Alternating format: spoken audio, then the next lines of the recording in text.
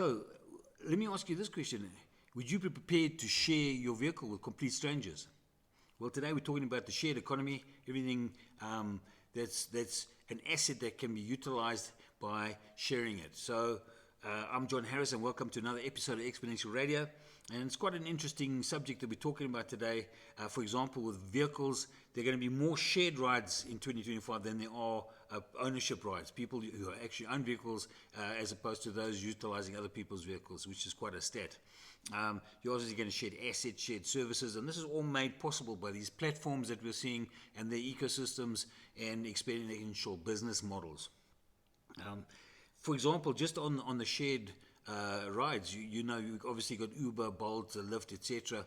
And there are other ways and other models. There's one with short-term rentals as opposed to weekly or daily. They can do it by the hour. There's another one where you register your car, and that can be utilized, borrowed by people, and paid for utilizing your vehicle. So those are quite interesting things that are starting to take shape. Some other things to think about positively. We always talk about the positives and negatives and other things. You're going to have access to tools that perhaps you wouldn't be able to. Some very large, expensive capitalization on some tools, some machinery. We know, for example, quantum computing. The people got back-end entrance to Tensor and so forth to Google's quantum computer, and that helps a lot of people be able to utilize machines that they otherwise wouldn't be able to afford. We obviously spoken about cars, your homes, your extra rooms to rent those out. So that's also a positive, extra income. And workspace is another one, quite interesting one.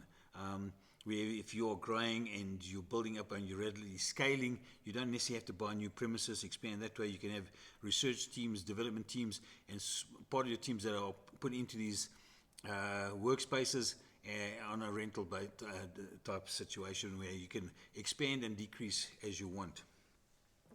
It'll be better for the environment in that it will help with the carbon footprint, that not everybody will have to have these large machines, etc. So, as I say, when you're sharing, there's less things that have to be, assets that have to be out there, which is also beneficial for the environment. And other things are positive. It will be an improvement in personal services tailored, very, very tailored per individual. So these things are still going to happen. Personal cash flows should improve with the better utilization of assets. That should help a lot with cash flow expense and on the balance sheet, and it'll hopefully develop a whole secondary industry.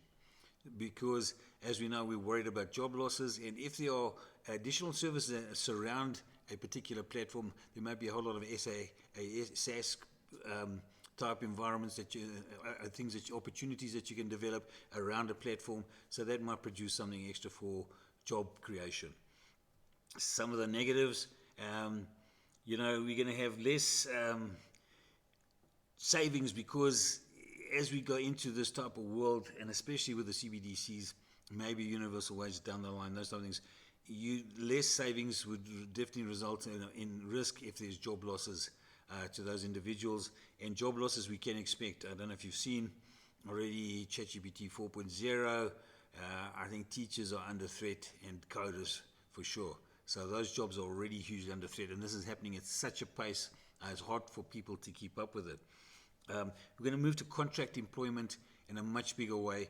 So there's a lot of problems with regard to regulatory environment there. What are the beneficiations for people on contract as opposed to those that are actually employed by a company?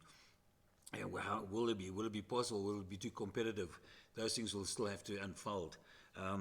Less capitalization, as we said, for startups, which means the lenders have, less opportunity to lend money because people are being able to start these kind of businesses for way less than they used to, which makes a big difference for them and, of course, for those institutions that lend money as well.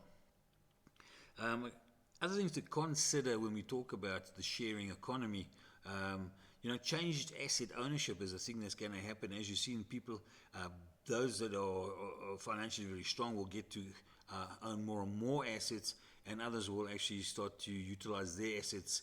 So we'll see how the change of ownership takes place. We know everything's going to go onto the blockchain. All assets are going to be registered as tokenization on the blockchain. So we'll have to see how that all plays out and what it means to the individual, the citizen out there.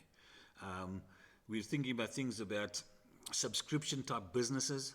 a lot more businesses will become subscription, and all products really become services, and in the subscription model, that will also result, down the line, I believe, in less savings, as I've mentioned, could be a problem. And you're talking about wealth vs well off. So you're talking about lifestyle compared to huge wealth. And I know this is very controversial, so I'm not going down that rabbit hole. We have heard of those that have been told, look, you're going to have nothing and be happy. And the other people are saying, well, look, I'd rather be unhappy and own everything. So we'll see how that one pans out. But that's yet to unfold. Other things to think about are tax from ownership and sales, as we have now. So we are being taxed on income on sales and owning things.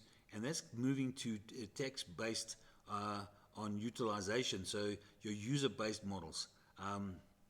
So your Airbnbs, Uber, etc. But even these online stores, we've seen here in South Africa, a lot of Shein and these others to come in, and now the government is not happy with their portion of tax.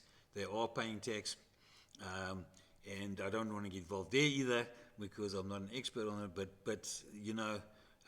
it does come down. A lot of these things do come to jurisdiction and double taxations and all sorts of things. So the regulatory environment is really going to become a very important part of this whole new world economy. Anyway, those are some things to think about. And as usual, you can always get in touch with me or some of the back issues to johnarthurharris.blogspot.com. And we will see you in the next episode.